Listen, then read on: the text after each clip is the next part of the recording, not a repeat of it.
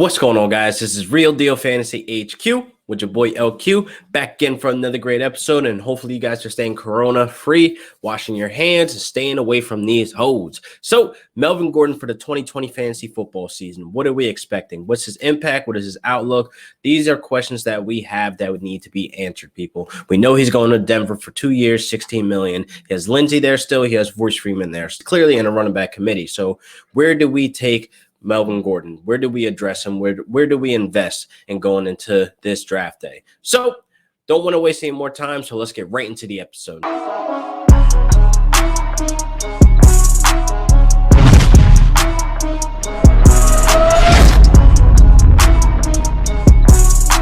Melvin Gordon. So he signed a 2-year deal with Denver, and it's kind of like you waited out for that, but I'm just happy he got his money. But he's going into a running back committee, people. Where do we make the investment on Melvin Gordon come draft day? So me personally, I do not think he is an RB1. Let's get that out of the way right now. I do not think he'll be an RB1 that you target for your fantasy team to bring home the gold, people. Only for the simple fact that we know he's already in a running back committee. So with Lindsey still there and Royce Freeman still there, hopefully they make the move to move one of these guys come draft day, the NFL draft, I'm saying, where, they just move on from Freeman, I guess, move on from Lindsey. I don't know. So obviously with Melvin Gordon coming there, they knew and felt like Lindsey wasn't the guy. Even though Lindsey put up, decent numbers. He had 2 1,000-yard rushing back-to-back seasons and only 35 receptions, which isn't, wowing. It's not really like anything too crazy. So we expected him to have more receptions, more targets going to the next season, but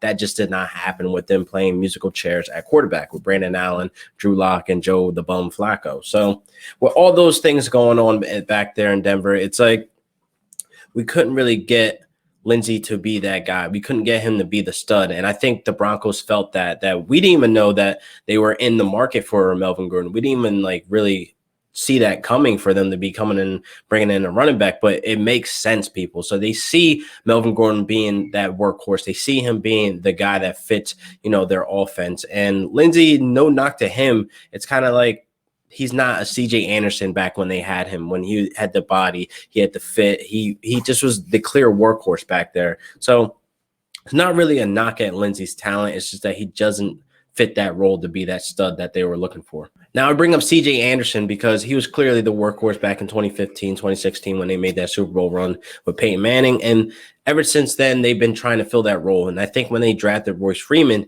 they felt as though he could take on that role. He could be the next CJ Anderson or whatever the case may be, but it just didn't simply happen. It was just Lindsey came a little explosive when it came down to taking the eye test. You could see he was hungry. Now, Royce Freeman, I'm not saying he wasn't hungry. It was just that Lindsey put more on tape and put more in the coach's eyes. He was really just a head on the swivel out of the backfield, and he was just a hard runner. And he kind of just moved past Freeman in the depth chart. And then slowly but surely, Freeman became the afterthought, not getting many touch opportunities. So that's all that happened. So they kind of failed with Freeman. So hopefully they can get Freeman another destination, another team where he can showcase his talent, because I loved him going into the draft. I was happy when they drafted him to where I can really see Royce Freeman eat in that offense. But, year after year, it's just been bad in Denver. I mean, they haven't recovered after Peyton Manning left. So it's like, post-Super Bowl, post-Peyton Manning era, it just has not been good. I mean, they haven't made the playoffs since, Peyton Manning era, and they haven't had a winning record. I think it was like 9-7, or I think, who was it, Brock Osweiler? It doesn't even matter. After the Super Bowl, they haven't had a winning record. So it's kind of like it's just been bad endeavor. They couldn't find the right pieces, I guess, in the draft, but they have great talent on that team. They got Sutton now. They got Noah Fant. They got Drew Lock, and now they have Melvin Gordon. So where does this put him in the draft, people? Where are you comfortable taking him? It's a little bit early. Like I said, again, a lot of moving parts could be made. It's still early in the year. It's April right now, so it's not like we know exactly what's going to happen moving forward. Now, they publicly said they're going to make Melvin Gordon the workhorse. Do we believe that 100%? No. So I'm not too confident in taking him as my RB1 with them saying like, yeah, we're going to make him the RB, the RB1, the workhorse. We're going to constantly play him. Like, I don't want to hear that. Like, honestly, we haven't seen Melvin Gordon give us a full season since I think it was like 2016. So that was only 16 games we got out of him. And his ceiling was 288 fantasy points. Not saying that's bad, but that's not up there with the elites. That's more like a tier 2, tier 3 running back, to where he isn't like putting out that many fantasy points like we have Saquon or CMCs or Zeke's or 2017 Gurley. Like all those factors come into where we haven't seen Melvin Gordon be the guy to have that 80 to 100% projectile snap opportunity. He always been splitting with Austin Eckler. So my best bet for Denver is to use Phillip Lindsay like how Austin Eckler was used. Just have him the pass catching back. Just have him not as much on the field to take away from Melvin Gordon being the workhorse. But I do see Lindsay still being involved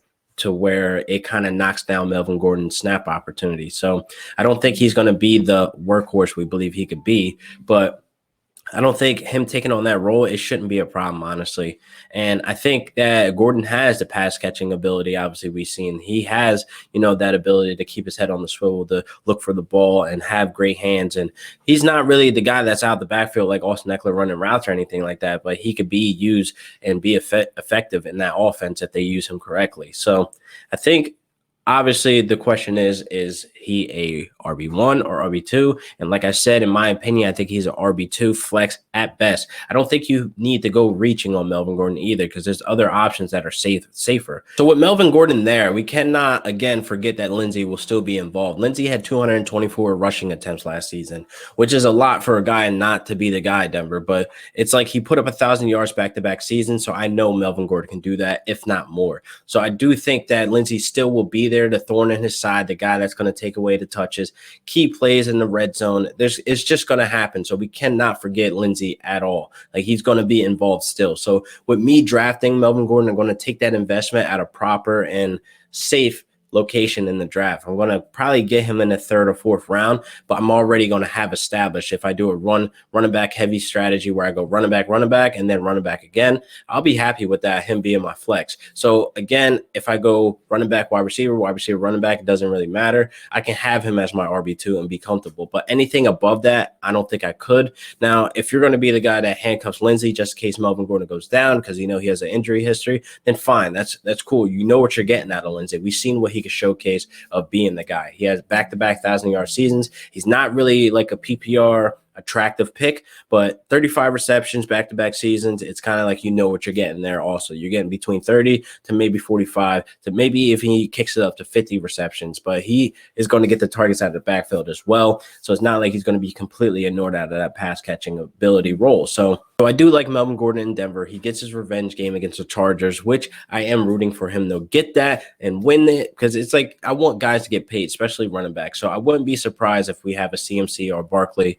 hold out when their contracts are up and they're looking to get the bag. So it's kind of sucks that he had to settle for $16 million. It kind of was like you hold it out for that, but he was making a statement. Basically, he just wants to get paid accordingly, just like the rest of the running backs. He's the now 6th highest paid running back, but it's only a 2-year contract, so pretty sure it's not gonna, extend past that. So maybe Denver, they do, but maybe not. I don't see it extending past 2 years, but shout out to you, Melvin Gordon, for getting that bag. And hopefully this fantasy season, we can take you at a proper location in the draft and you can help us bring home the gold, people. So I do want to thank you guys for watching this episode. That's all I got for you today. Again, just know that Melvin Gordon is an RB2 flex. He is not an RB1, especially with all that mess back there with Lindsay and Freeman. And hopefully they pull the trigger on Freeman and free Freeman and he can go to another team.